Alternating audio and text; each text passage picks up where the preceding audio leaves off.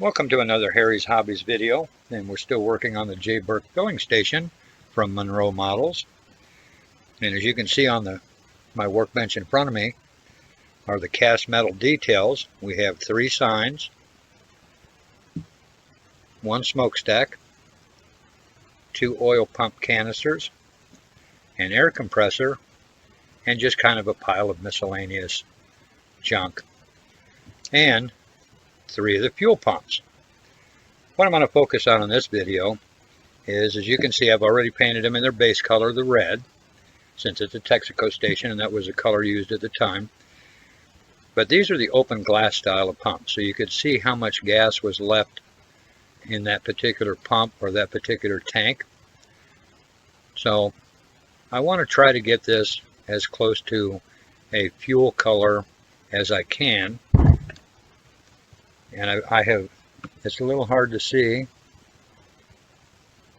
but I have tried to run the lines of red up, and then I need to fill in where the white is. So gas is an orangish reddish color, as I recall. Last time I had to siphon some out. So what I'm going to do is take an orange paint, which this is just actually this is an old Pactra paint. Frankly, I'm not even sure if that one's still good. I've got another one as a backup just in case.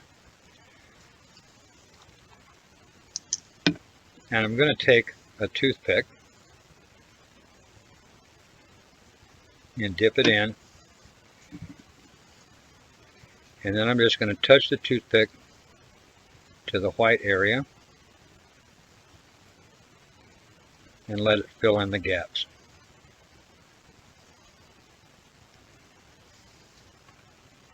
And it looks like that this one's going to work out pretty good.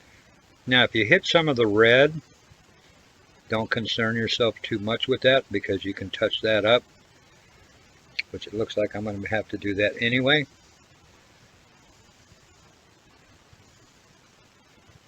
Which is no big deal, because I'll use a toothpick and some red paint to go along those lines again. And this is just to give the appearance of fuel being in the pump itself. And you want to make this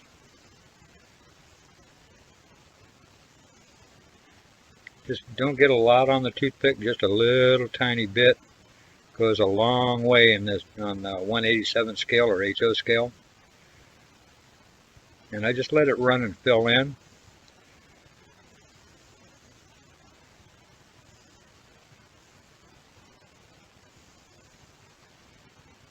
And then we'll set this off to the side and let it dry.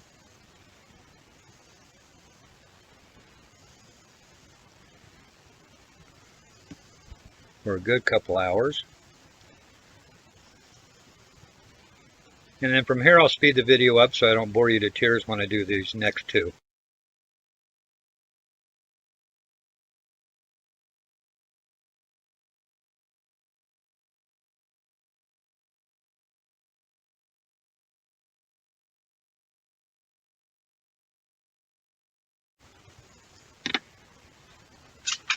And there we have the 3 fuel pumps completed. Well, they're not completely completed. That was the wrong thing to say. But the orange has been added.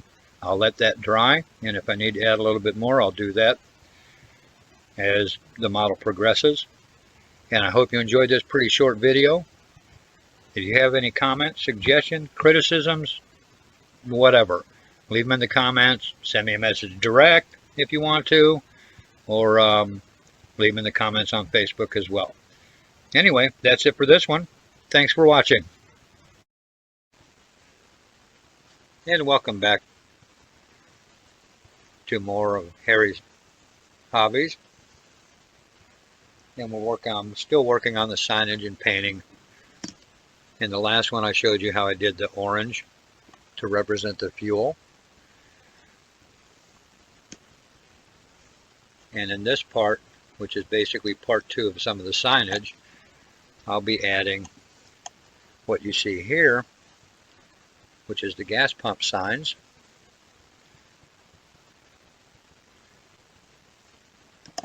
And I've already added 3 on one side. And these are paper style decals, which aren't really decals as what we know in the plastic modeling world. So they get applied a little bit differently. Now I've found that the easiest way is to simply take some Elmer's glue and place one little drop, because these are quite small. They're not the big ones like I have done in the past.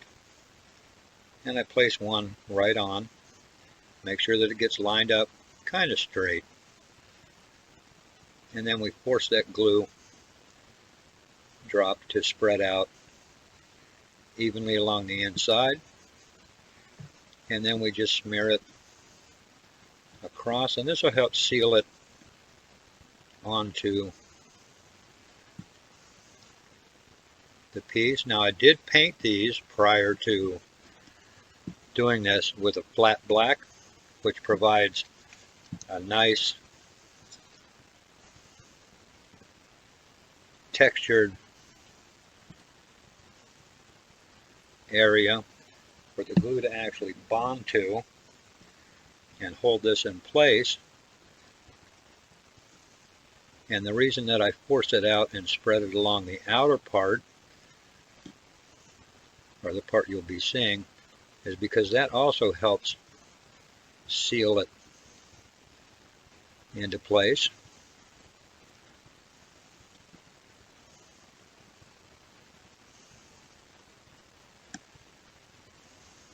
And I just use my fingers, and if I get a little bit over,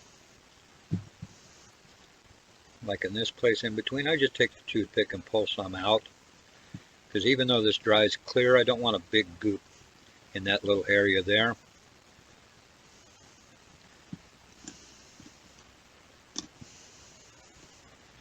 And for number 3, we just do the same thing.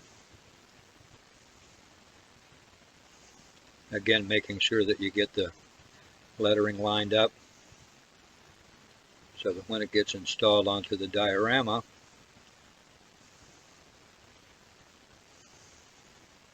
it'll be reasonably straight.